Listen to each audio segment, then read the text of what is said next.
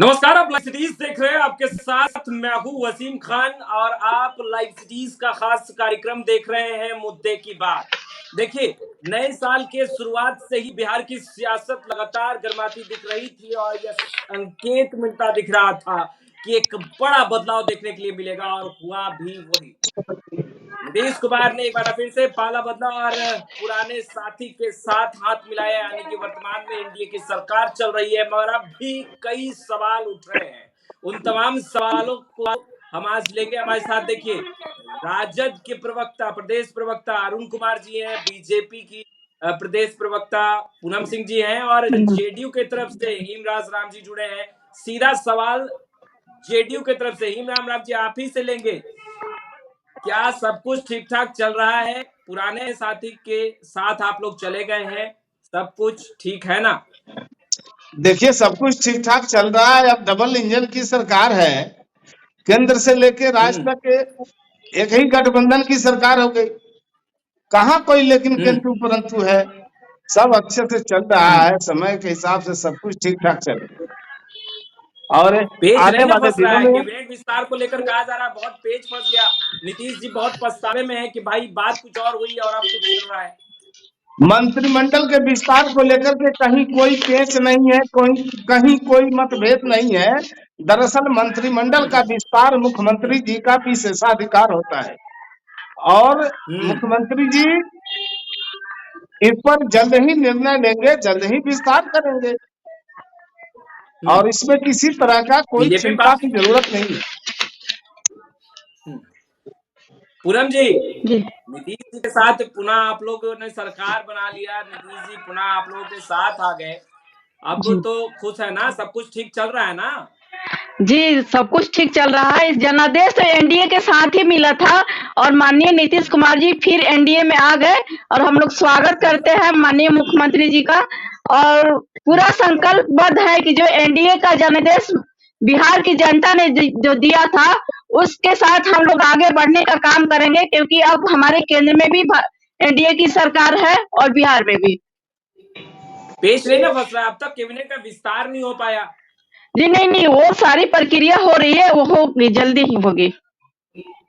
बात बन नहीं पा रही या फिर ऐसी कुछ और कारण है? ऐसी कोई समस्या ही नहीं है। बात तो बनी हुई, तभी तो माननीय नीतीश कुमार जी एनडीए में आए। बिना बात बने कैसे आ गए? बात तो बनी है। अरुण जी, क्या लग रहा है? बातचीत बनी है, कैबिनेट विस्तार अब तक नहीं हो पाया, क्या कारण लग रहा है? क्या मुख्यमंत्री नीतीश कुमार जी अब एक नई टीम की तैयारी की ओर है, यही कारण है कि थोड़ा विलंब हो रहा है? देखिए वसीम जी, आप लगातार जदयू के साथी, बीजेपी के साथियों से सवाल किया, लेकिन वो उन सवालों का जवाब जानते हुए भी नहीं दे पाए। ऐसी बात नहीं है, और पूरा मामला फंस गया है। और मामला फंस गया है जी, एक बार फिर बीजेपी अपने मंसूबे में कामयाब हो गई। नीतीश जी को अच्छी तरीके से इस बार फंसा लिया है। हमें लगता है कि कुछ दिन के बाद यह फिर नीतीश कुमार जी आके नहीं बोले पब्लिक डोमेन में कि पुनः एक बार फिर जदयू और को खाने की तैयारी में लग गई भारतीय जनता पार्टी।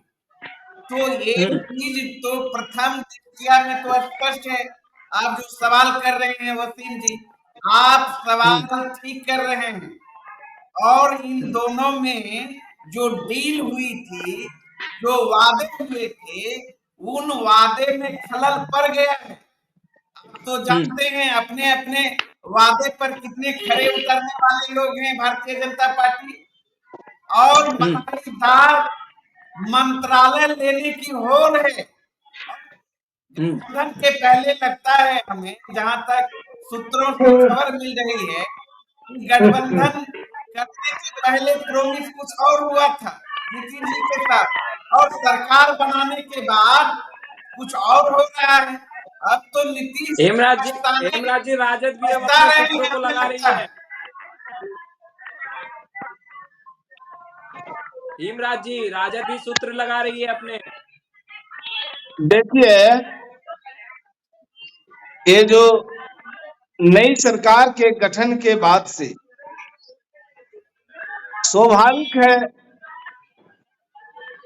महागठबंधन में चिंता का विषय। दरअसल अब एनडीए के खेमे में अब सरकार के कामों का और सरकारी स्तर पर कैसे जहां जो कमियां थी उसको सुधार करने की बात है, और जो अधूरे कार्य है उसको पूरा करने की बात, और राज्य में जो खुशहाली लाना है उस खुशहाली की बात अब एनडीए कर रही है। अब राजद को सिर्फ सरकार की चिंता लगी है कि सरकार में मंत्रिमंडल का गठन नहीं हो रहा है, मंत्रिमंडल का विस्तार नहीं हो रहा है। अब ये अब चलेगा। अब राजद की चिंता रहेगी, कांग्रेस की चिंता रहेगी कि एनडीए गवर्नमेंट में जो नीतीश बाबू की सरकार है, इस सरकार में अब ये नहीं हो रहा है, वो नहीं रहा है। लेकिन दरअसल इन लोगों को अपनी चिंता करनी चाहिए। सरकार बीजेपी भी अच्छे तो से सवाल चलेगी उठाते रही है सुशासन को क्योंकि जो जनादेश का पालन हो रहा है सुशासन को लेकर के। बीजेपी भी लगातार जब विपक्ष में थी तो सवाल सुशासन को लेकर के उठाती रही है, और गृह विभाग महागठबंधन की सरकार हो या अन्य सरकार जब भी चली है और नीतीश कुमार मुखिया रहे हैं तो उन्होंने गृह विभाग अपने पास ही रखा है। तो ऐसे में अब क्या बीजेपी अपने पास गृह विभाग रखना चाह रही है? क्या आगे सुशासन को स्थापित करे सही तरीके से?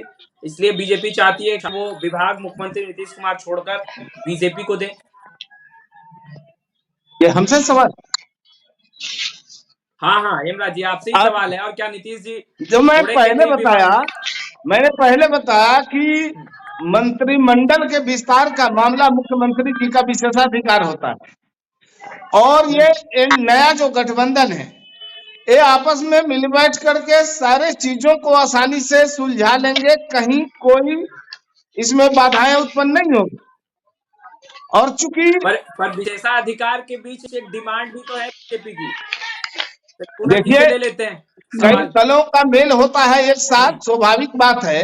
कई दलों का एक साथ अगर गठबंधन बनता है तो इच्छा होती है, चाहत होती है कि हमें ये मिले वो मिले, लेकिन साझा प्रोग्राम के तहत साझेदारी में सब लोग एक दूसरे का ख्याल रखते हुए इसको आसानी से सुलझाएंगे।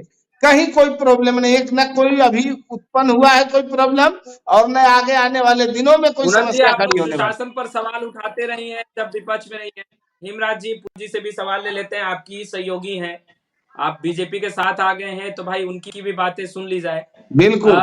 आप लोग सुशासन पर लगातार सवाल उठाते रहे जब महागठबंधन की सरकार चल रही थी, तो क्या आप लोग कह भी रही थी कि मुख्यमंत्री नीतीश कुमार जी को गृह विभाग छोड़ देना चाहिए, उनसे नहीं संभल रहा है, तो अब तो साथ आ गए, तो अब मांगेंगे गृह विभाग?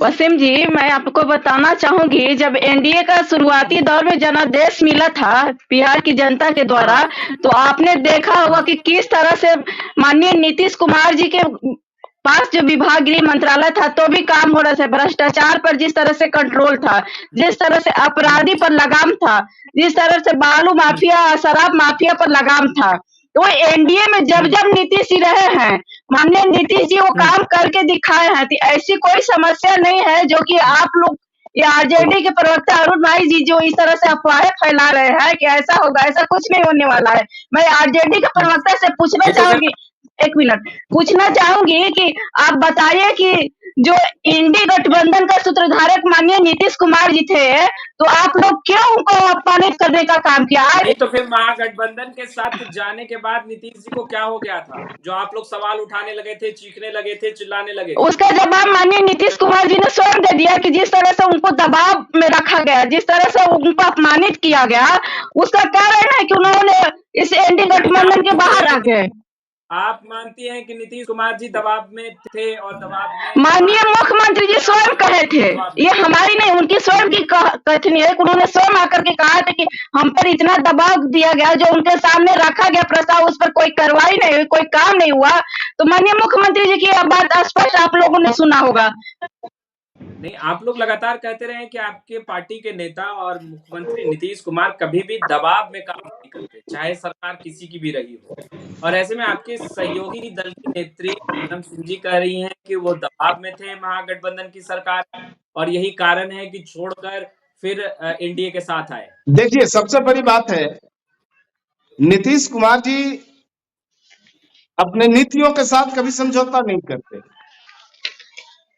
नहीं, दबाव अपने में थे या उसूलों के नहीं, इसका साथ पहले कभी उत्तर समझौता दीजिए। नहीं करते। अभी जो दबाव की बात आई, तो ये बात तो सही है, क्योंकि मुख्यमंत्री जी ने भी इस बात को बोला कि हम आप मानते हैं कि किसी दबाव के काम को कारण अच्छे महागठबंधन तरीके की से सरकार में गृह अंजाम विभाग नहीं देने संभल में रहा था मुख्यमंत्री हमें जी? कठिनाई हो रही थी। कठिनाइयां तो थी, कठिनाइयां तो थी। जैसे शिक्षक बहाली को लेकर के ले लीजिए, बड़े पैमाने पर आप शिक्षकों की इसका जवाब नियुक्ति दे दीजिए, हुई। फिर अरुण जी के पास भी जाएंगे। अरुण जी के पास भी जाएंगे, आप इसका जवाब दीजिए स्पष्ट तरीके से कि महागठबंधन की सरकार में क्या मुख्यमंत्री नीतीश कुमार से गृह विभाग नहीं संभल रहा था?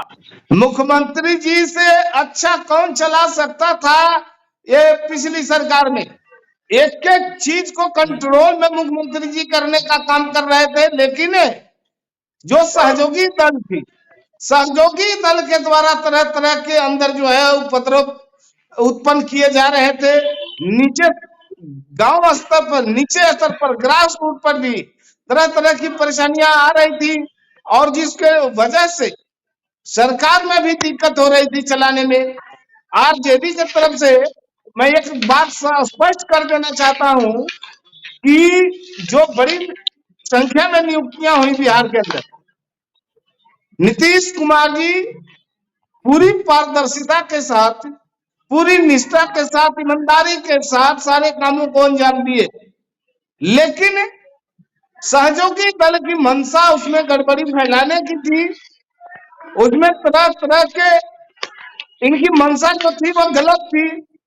स्थानांतरण से लेकर नियुक्तियों तक भी चलिए, ये इसमें अपना अरुण जी को भी हिसाब सुन लीजिए, बैठाना चाहते अरुण थे, जी को भी सुन लिया जो जाए। नीतीश अरुण जी, आप कुमार जी लोगों की के मंशा रहते गलत ये थी, संभव नहीं आप था। लोग लगातार मुख्यमंत्री नीतीश कुमार पर दबाव बना रहे थे, गृह विभाग संभालने नहीं दे रहे थे ठीक से, इतना प्रेशर आप लोगों ने बनाया नीतीश कुमार पर, और यही कारण है कि पाला बदलना पड़ा। भाई, आप लोग बिहार का विकास के लिए आप लोग साथ आए थे, फिर दबाव बनाने के आप। देखिए वसीम जी, 17 महीने का जो महागठबंधन की बिहार सरकार का कार्यकाल रहा, और उस कार्यकाल में खास करके आदरणीय तेजस्वी यादव जी का जो सराहनीय उत्कृष्ट कार्य हुए हैं, यह इतिहास याद करेगा। चाहे आप 2,17,000 शिक्षकों की नियुक्ति का सवाल हो, चाहे 4 लाख से अधिक नियोजित शिक्षकों को राज्यकर्मी का दर्जा देने का सवाल हो, चाहे आप जाति आधारित गणना कराने का सवाल हो, चाहे आप जाति आधारित गणना प्रकाशन के बाद पिछड़ा, दलित, अति पिछड़ा का आरक्षण का दायरा बढ़ाने का मामला हो, चाहे कैबिनेट में स्वीकृति जो प्रदान की गई कि गरीब परिवार के एक एक सदस्यों को 2-2 लाख रुपए का अनुदान राशि काम करने के लिए दिया जाएगा। अनेकों काम है, चाहे हेल्थ सेक्टर में आप देखें, पर जो बात की बात पर जो बात मिशन सृष्टि बीजेपी की और बात जेडीयू करें, कह रही है, तो उस बात को आप लोग भी दोहराते रहे। जो बात आज बीजेपी और जेडीयू कह रही है, उस बात को तो आप लोग भी दोहरा रहे हैं विपक्ष में आने के बाद, कि हम लोगों ने दबाव बनाया, लगातार दबाव बनाया मुख्यमंत्री नीतीश कुमार पर। तो आप लोग मानते हैं दबाव बनाना सबसे बड़ी गलती नहीं रही, नहीं नहीं, सरकार से दबाव नहीं। भागना? आप वसीम जी देखेंगे, इतनी आजादी थी काम करने की, दबाव की तो राजनीति अब होगी। दबाव की राजनीति तो भारतीय जनता पार्टी के साथ जब जब रहे नीतीश जी, तब तब दबाव में काम किए। आज देखिए ना, 48 घंटे भी नहीं हुए हैं, सरकार बदली है, यहाँ एनडीए की सरकार बनी है, चारों तरफ खुलेआम अपराधी बेलगाम हो गए। मुजफ्फरपुर में हत्या हुआ, कई जिलों से आ रही है कि चरम पर आपराधिक गतिविधि बढ़ गई, तो आप देखेंगे ये तो शुरुआती है ना, तो दबाव की अगर राजनीति करते, आप किस तरीके से एक मंच पर रहते हुए लगातार, चाहे विज्ञापन में हमारे नेता का फोटो नहीं दिया जाता था, चाहे मंच क्या पे राजद हुए भी तरह चाहती तरह है की कि बात माननीय मुख्यमंत्री कुमार करते गृह विभाग बीजेपी को सौंप दे? क्या राजद भी अब चाहती है कि मुख्यमंत्री नीतीश कुमार गृह विभाग बीजेपी को सौंप दे? देखिए, थोक दे अथवा कहीं रहे, कोई फर्क पड़ने वाला नहीं है। एनडीए की सरकार बनते ही अपराधी बेलगाम हो गए। सामंती मानसिकता का लोग का जो सोच है, सोच का दायरा जो है वो काम होने लगा। गरीबों पर अब अत्याचार बढ़ेगी। आप देखेंगे सांप्रदायिक ताकत अपने फन को फैलाना शुरू कर दिया, तो तरह तरह की बात है और आने वाले दिनों में आपको देखने को मिलेगा। और पूनम जी, इन सवालों से कैसे बचे? सरकार बना और फिर धाए धाए शुरू बिहार में। देखिए वसीम जी, ये लोग अभी अपनी करनी को छुपाने के लिए अभी आरोप लगा रहे हैं। इनका आप देखे होंगे पिछले जो 1 महीने की आरोप नहीं है पूनम जी। मुजफ्फरपुर में बीते 24 घंटे में कई घटनाएं हुई हैं। एक उदाहरण तो मुजफ्फरपुर है, बिहार के कई जिले हैं जहां पर घटनाएं हुई। वसीम जी, हम भी वही कह रहे हैं कि इनकी जो सरकार थी 1.5 साल, उसमें कितनी घटनाएं हुई ये बताने का काम करेंगे। महीनों दिन जिस तरह से अपराधी चरम सीमा पे थी, हत्याएं हो रही थी, बलात्कार हो रहे थे, बैंक डकैती हो रही थी, उस समय आरजेडी के प्रवक्ता है, उनके मंत्री क्या कर रहे थे? अभी तो हम लोग को कुछ दिन उन चीजों को ही ठीक कर नहीं आप सुनिए सरकार वसीम जी, सुनिए मेरी बात को सुनिए। अभी जो घटनाएं हुई है उस पर कार्रवाई की जा रही है। उसमें जो भी संलिप्त पाएंगे वो अपराधी को जो भी सजाएं होगी उसको दिया जाएगा। लेकिन ये कह रहे हैं कि जाति जनगणना ये लोग कराए, ये तुष्टिकरण की राजनीति करते हैं। मैं पूछना चाहूंगी आरजेडी के प्रवक्ता से, जो 17 साल लालू जी थे, कितने अपने पार्टी के परिवार को कितने आरक्षण देने का काम किए हैं, उसके अपने सरकार के अंदर क्यों नहीं ये जाति आधारित गणना कराए? आज इस तरह से ये लोग बैठ करके बयान दे रहे हैं। मैं पूछना चाहूंगी, जब एनडीए के सरकार में थे नीतीश जी, तो उस समय भारतीय जनता पार्टी ने सपोर्ट किया था, लेकिन ये बताने का काम करके आज एनडीए गठबंधन के साथ जो है, जिस जगह पे कांग्रेस का सरकार है वहाँ के ये जातीय जनगणना कराने का काम किया है क्या? जी के पास जी बिल्कुल। अरुण जी, आप कुछ कहना चाहे पूनम जी को कहिए, उसके बाद युवराज जी पास जाएंगे। पूनम जी को जानकारी नहीं होगा, कर आदरणीय अब कर्पूरी ठाकुर जी के बाद लालू जी के शासन काल में पिछड़ों का, अति पिछड़ों का 12% से 14% आरक्षण आदरणीय लालू जी ने बढ़ाया और 14 से 18 माननीय जब मुख्यमंत्री हमारी श्रीमती राबड़ी देवी जी थी तो उन्होंने करने का काम किया। 18% से जब महागठबंधन की सरकार थी आदरणीय तेजस्वी यादव जी ने 25% करने का काम किया। और जहां तक कई रोजगार, उस समय लाखों की लाख 6 यूनिवर्सिटी का निर्माण हमारे आदरणीय लालू यादव जी के शासनकाल में हुआ, आपको जानकारी नहीं है। बीपीएससी के द्वारा उस समय शिक्षकों की बहाली हुई। उसके बाद महागठबंधन की सरकार ने ही बीपीएससी के माध्यम से गुणवत्तापूर्ण शिक्षकों की बहाली करने का काम किया। लेकिन आप लोगों ने तो शिक्षा के क्षेत्र को भी नर्क बनाने का काम किया था जब भारतीय जनता पार्टी और नीतीश जी की सरकार रही। और चलिए हिमराज जी इसके पास आते हैं। आप लोगों ने बोलने लगूं को दोहराया है, बिहार में बहार है, नीतीश कुमार है। अब स्लोगन नहीं लग रहे हिमराज जी की बदल रहे हैं। देखिए, बिहार में बहार है, अपराध पे लगाम है। एक बात तो साफ है, अरुण बाबू अपनी पार्टी के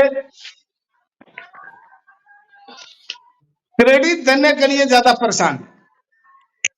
हम कहते हैं अगर सरकार में कोई काम होता है, सरकार में अगर कोई काम होता है तो उसके लिए मंत्रिमंडल में यानी उसके सलाह पर होता है और मंत्रिमंडल का प्रमुख माननीय मुख्यमंत्री होते हैं।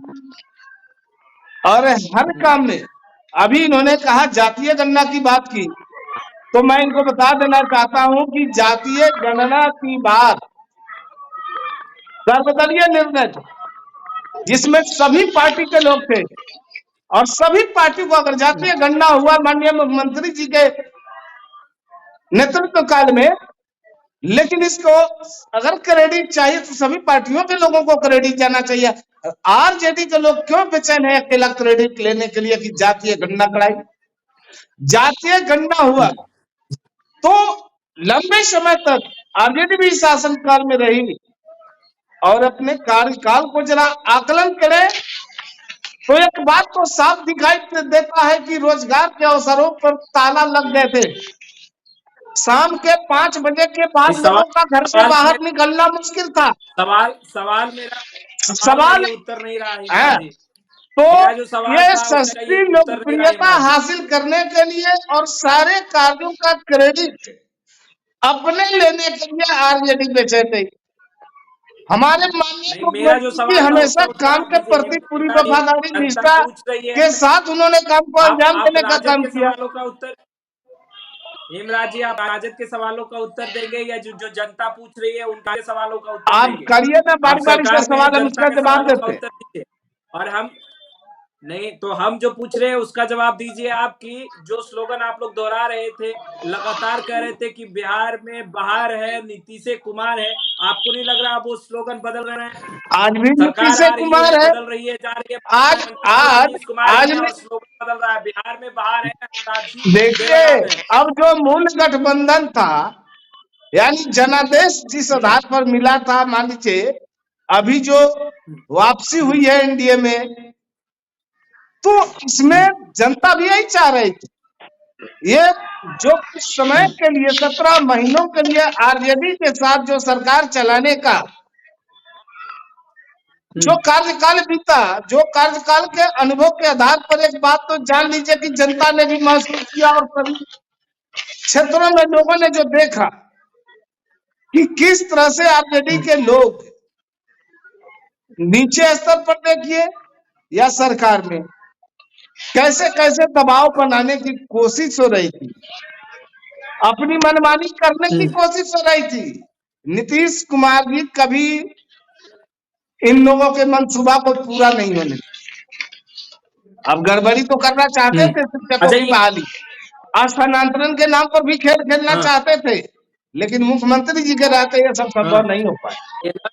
हाँ, पिछले बार आप लोग जब बाहर हुए थे, इंडिया साथ छोड़ा था, तो आप लोग कह रहे थे कि बहुत बड़ा प्लान चल रहा था, पार्टी खत्म करने की कोशिश की जा रही थी, कि चिराग पासवान को आगे किया गया था, मुखौटा बनाया गया था, तो इस बार अलर्ट है ना? अभी तो आपने देखा नीतीश कुमार जी तो विपक्षी दलों को एकजुट भी किए और एकजुट कर करके सबको एक साथ जोड़कर, जो कांग्रेस के लाख चाहने के बावजूद भी वो पार्टियां एक साथ बैठने को तैयार नहीं थी, लेकिन नीतीश कुमार जी की छवि के कारण, नीतीश कुमार जी के परिश्रम के कारण, उनके पहल के कारण सारी पार्टियां एक साथ बैठने का भी काम किया, बार बार बैठकें भी हुई, लेकिन कांग्रेस की नियत नहीं रही कि किसी भी क्षेत्रीय दलों का उभार हो, राष्ट्रीय स्तर पर उसकी पहचान हो, कोई क्षेत्रीय लीडर का भी राष्ट्रीय स्तर पर पहचान हो।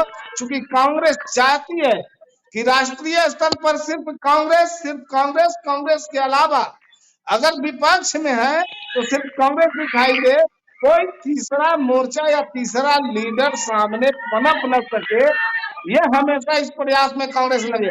अगर ये नहीं होता तो ममता दीदी क्यों भाग गई, पंजाब में क्यों भाग गए आम आदमी पार्टी के लोग, उत्तर प्रदेश में अखिलेश जी ने किस तरह से अपमानित से भरा शब्दों का निर्णय जो लिया है अखिलेश जी ने, और 25 में बिहार विधानसभा, बिहार में आते आते राजनीतिक घटनाक्रम बदल जाता है और महागठबंधन होगी।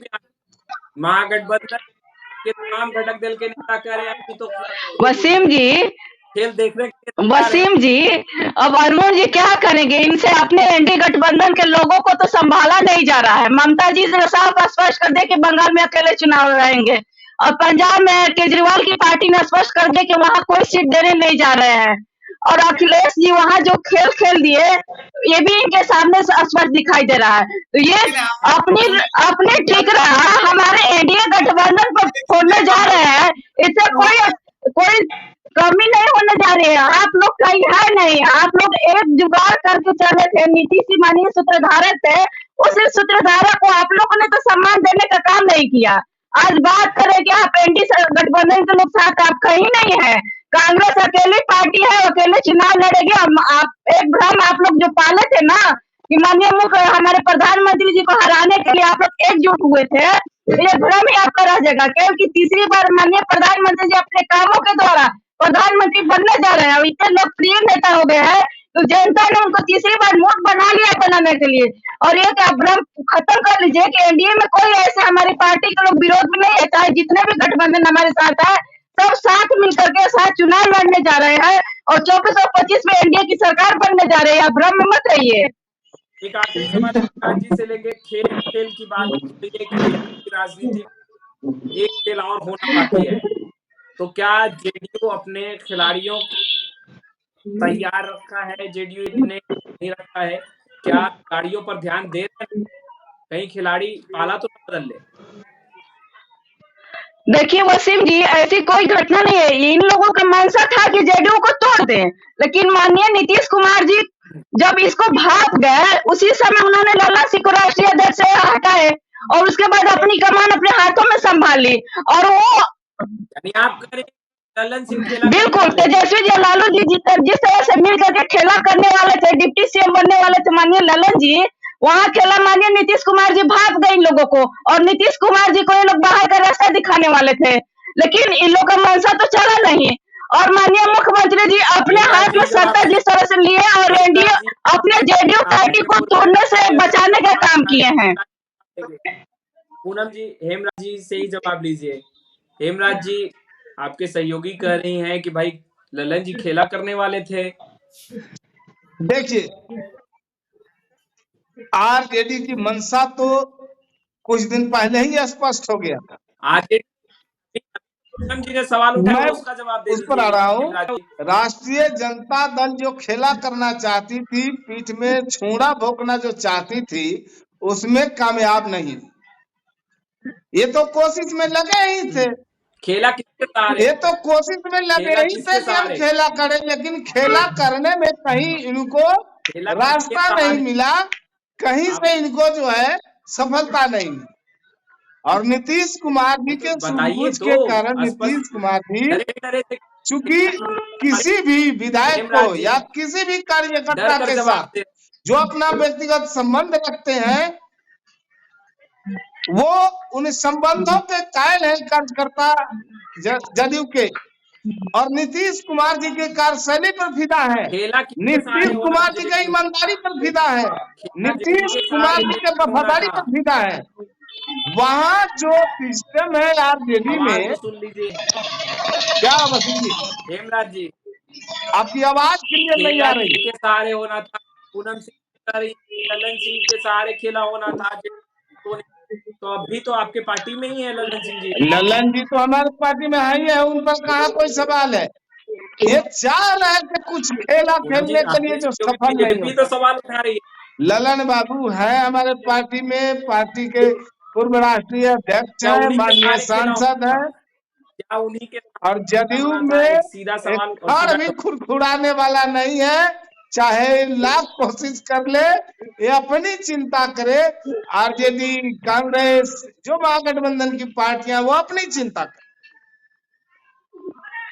खेला किनके सहारे होना था, ये जवाब तो दीजिए। क्या ललन सिंह के सहारे खेला होना था जेडीयू में? अरे ये लोग कोशिश कर रहे थे, ये लोग तो कोशिश कर ही रहे कि कैसे हम आनंद फानन में अपना बाजी पासा अपने पक्ष में कर ले, कैसे खेला खेलते हैं ये लोग। खेला खेलने के क्रम में ही जो है खेला इनका बिगड़ गया। मोहरा किसे बनाया गया था? कोई मोहरा नहीं था। बीजेपी तो कह रही है कि ललन बाबू ने तो साफ तौर पर, चूंकि ये लोग जो कर रहे थे, इनकी बातें जहां से निकल के बाहर आई, तो ललन बाबू ने इसका काउंटर किया था, उसमें तो कहीं दो राय नहीं। ललन बाबू ने खुद काउंटर किया था, और जो लोग इस प्रचार में थे, चाहे बरामद, अभी फिर ललन बाबू का बयान आया आरजेडी के नेताओं के ऊपर कि किस तरह से ये लोग खेला करके फिर किसी को मैंने पार्टी के अंदर ये विघ्न पैदा कराना चाहते हैं।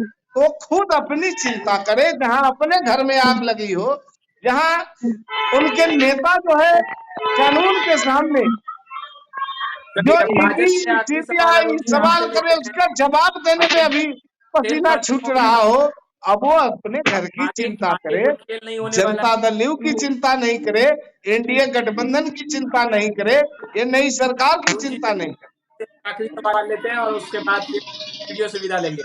अरुण जी, अब खेल खत्म हो गया सारा, अब चुनावी मैदान में ही जनता के बीच जाना है, क्या आगे कुछ और खेल बाकी है? देखिए, अभी खेल समाप्त नहीं हुआ है, अब खेल शुरू हुआ है और नीतीश जी पतन का कारण भारतीय जनता पार्टी ही बनने जा रही है, क्योंकि नीतीश जी ने खुद पब्लिक डोमेन में कई बार आके कहा है, चूंकि आपने देखा होगा, ये हम नहीं कहते, माननीय मुख्यमंत्री नीतीश कुमार जी पब्लिक डोमेन में उन्होंने कहा भारतीय जनता पार्टी ने किस तरीके से उनके साथ चीटिंग करने का काम किया 2020 के विधानसभा चुनाव में, जिसके कारण 3 नंबर की पार्टी हुई।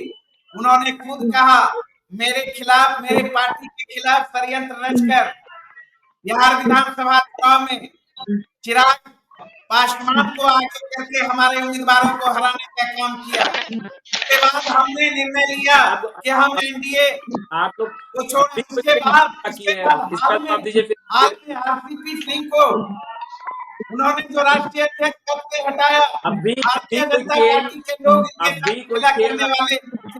लेकिन वसीम जी, आपको बता दूं, इतिहास गवाह है और राष्ट्रीय जनता दल और हमारे आदरणीय नेता तेजस्वी यादव जी मुद्दे की राजनीति करते हैं, जन सरोकार की राजनीति करते हैं, जनता की राजनीति करते हैं वीडियो और बहुत लंबा हो सत्ता गया और कुर्सी की बस राजनीति नहीं छोटा सा करते। जवाब, छोटा सा जवाब दे दीजिए। वीडियो बहुत लंबा हो गया अरुण जी, अब छोटा सा जवाब दे दिया जाए प्रश्न का। क्या अब भी आप लोग खेला करने तैयार हैं या कुछ बाकी है आप लोगों के हम पास? लोग नहीं, हम तो यही तो आपके सवालों का जवाब पूछने के पहले ही दे दिया। भारतीय जनता पार्टी उनके साथ खेला करने जा रही है, हम तो जनता राजद नहीं करते। अच्छा, इसकी चिंता अरुण बाबू मत कीजिए, एनडीए गठबंधन की चिंता नहीं कीजिए, नई सरकार की चिंता नहीं कीजिए, मैं बार बार कह रहा हूँ। अब अपने घर को बचाइए, अपने नेता को बचाइए। आपने जो किया है, यानी आपकी सरकार ने जो पाप किया है, उसका तो परिणाम भुगतना पड़ेगा। भारतीय जनता पार्टी से बचिए, शुभकामना है। जिस तरीके से चलिए, शुभकामनाएं राजद दे रही है, दूसरी तरफ नसीहत दे दी है। वसीम जी, अरुण जी से पूछिए कि मीसा नाम क्यों लल्लू जी अपने बेटी को रखे थे, थोड़ा बताने का काम करें अरुण भाई साहब, मीसा क्यों? बिल्कुल, अगले वीडियो में हम ये भी सवाल लेंगे और पूनम जी आपको, अरुण जी आपको भी इसका जवाब भी देंगे। वीडियो बहुत लंबा हो चुका है और फिलहाल इस वीडियो में देखिए, वीडियो अब जो है तो नेता है जो राजद एक दूसरे पर हम इस वीडियो में आपको यही पर छोड़े जाते हैं, नहीं क्या तो तुरंत कर लीजिए, पेज आपका बहुत बहुत शुक्रिया।